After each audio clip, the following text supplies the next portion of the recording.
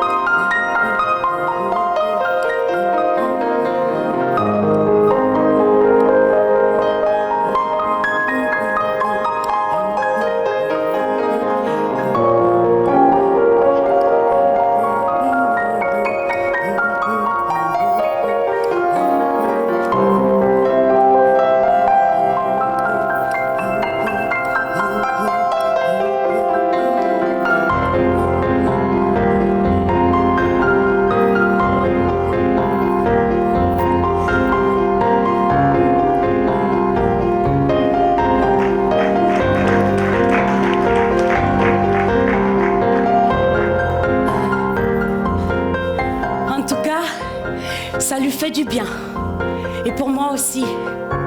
Parce que je me sens vraiment utile. Et quand je pars de chez elle, je sens que j'ai fait quelque chose de positif. Alors pour me remercier, elle me serre dans ses bras, comme ça. On se regarde longtemps, en souriant, comme pour nous dire au revoir ou adieu. On ne sait pas. À la vie, à la mort, comme on dit.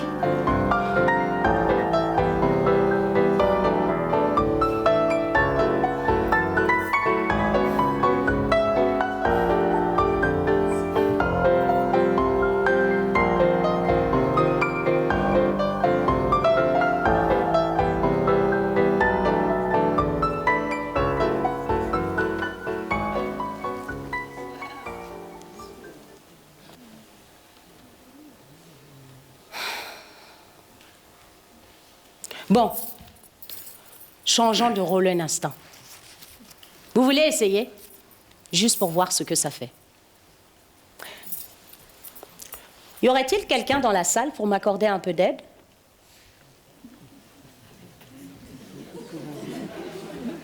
Peut-être toi? Oui? Ou toi? Ou toi? Ou quelqu'un d'invisible qui est là où on n'attend plus personne. L'essentiel, alors, serait de pouvoir rester chez moi. Ce serait mon premier choix. Mais je dois te prévenir. Je vais être une vraie charge pour toi. Je vais tout laisser tomber.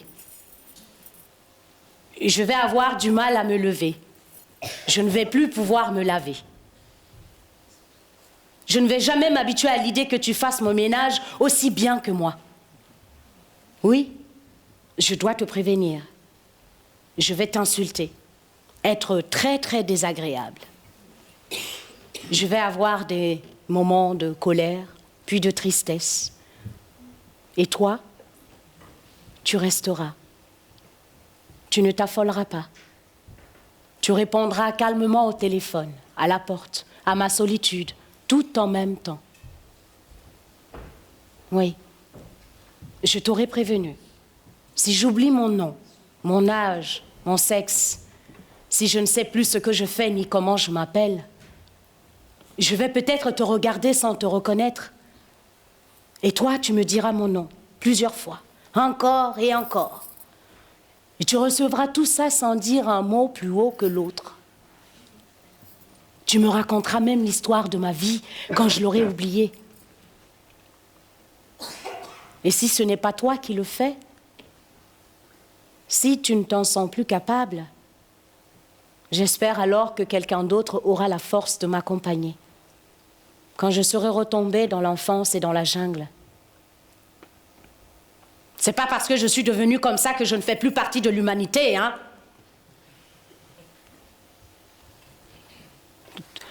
Toi, tu me donneras le sentiment d'être riche de toutes les rencontres que j'ai faites durant mon existence. Échanger, partager, aimer, jusqu'à la fin. Un homme demeure un homme. Il n'est pas un objet de soin, mais une personne. Et il devrait toujours être traité comme tel par la société, à tout âge, de sa naissance jusqu'à sa mort.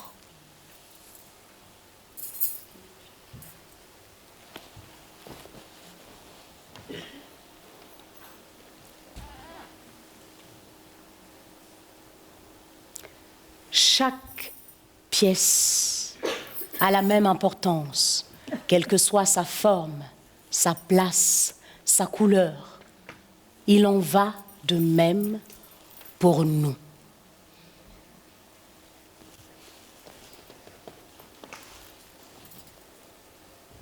Comme les pièces d'un puzzle, chaque personne importe. Et sa présence est absolument nécessaire pour que l'ensemble soit complet, parfait.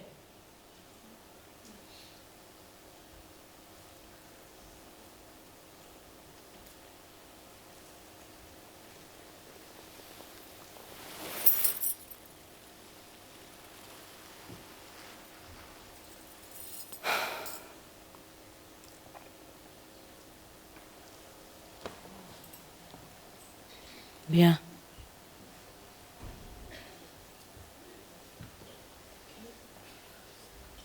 Il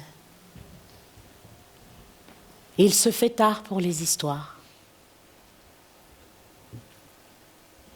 Le soleil se couche derrière les eaux sombres du fleuve.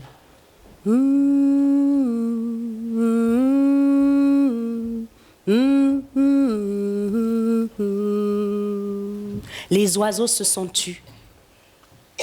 Le froid m'engourdit et ma mère ne rame plus depuis longtemps sur le fleuve. Et je me sens seule soudain. Une personne presque invisible s'approche de moi au bord de l'eau, me touche l'épaule et me fait tressaillir. Je chancelle un peu, puis elle m'aide, me raccompagne jusqu'à la maison, me rassure et prend soin de moi. Est-ce que je rêve ?